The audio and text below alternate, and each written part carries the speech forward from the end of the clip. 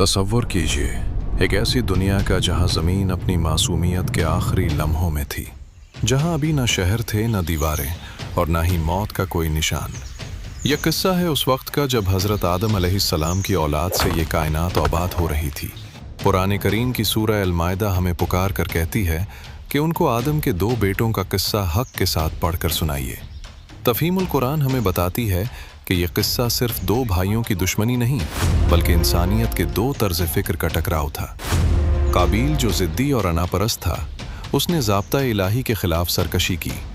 नफसानी ख्वाहिशात और अना ने उसे इस बात पर मजबूर किया कि वो उस फैसले को तस्लीम न करे जो उसके भाई के हक़ में था।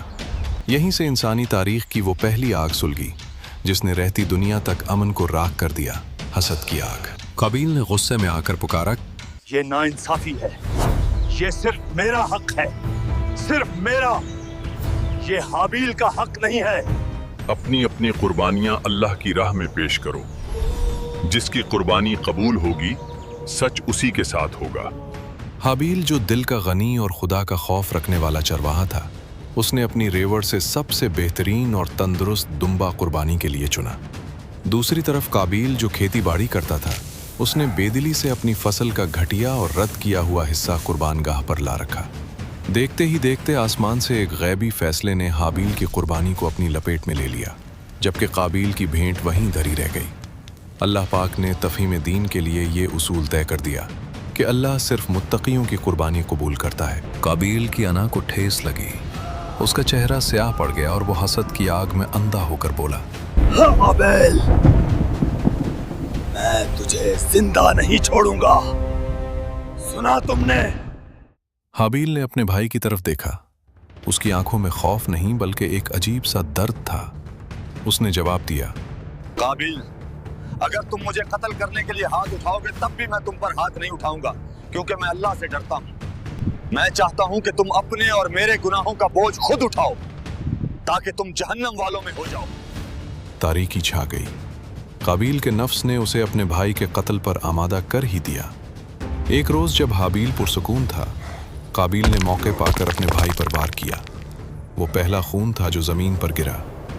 हाबील की आवाज़ खामोश हो गई और इंसानियत ने पहली बार मौत का भयानक और कर्बनाक चेहरा देखा। अब काबील हैरान था कि उस बेजान जिस्म का क्या करे।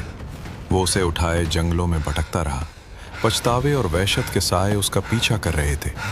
तब अल्लाह ने एक कौवा भेजा, जिसने ज़मीन खोद कर एक दूसरे मुर्दा कुएं को दफना कर तरीका सिखाया। ये देखकर काबील की चीख निकल गई, हाय अफसोस मुझ पर, क्या मैं इस कुएं जितना भी ना हो सका कि अपने भाई की लाश छुपा लेता। मैं एक गवाह जितना भी ना हो सका कि अपने भाई की लाश ही छुपा लेता। उसने रोते हुए ज़मीन खोदी और वहीं इंसानियत की पहली कब्र वजूद में आई। सही बुखारी की हदीस गवाही देती है कि रसूलुल्लाह सल्लल्लाहु अलैहि वसल्लम ने फरमाया, दुनिया में जब भी कोई नाहक कत्ल होता है, आदम के पहले बेटे काबील पर उसके खून का एक हिस्सा लिखा जाता है, क्योंकि उसने कत्ल का रास्ता दिखाया। तफ़हीमुल कुरान की रोशनी में हाबील और काबील का किस्सा आज भी जिंदा है। ये हमारी अपनी अना और तक़वा की जंग है। जब भी हम किसी से हसद करते हैं, हमारे अंदर का काबील बेदार हो जाता है। याद रखिए, जिसने एक इंसान को नाहक कत्ल किया, गोया उसने पूरी इंसानियत को कत्ल कर दिया। अगर हक की ये आवाज़ आपके दिल की गहराइयों में उतरी है, तो सोल हक को अभी सब्सक्राइब कीजिए, ताकि हक और सच की ये दास्तानें हमेशा आप तक पहुँचती रहें।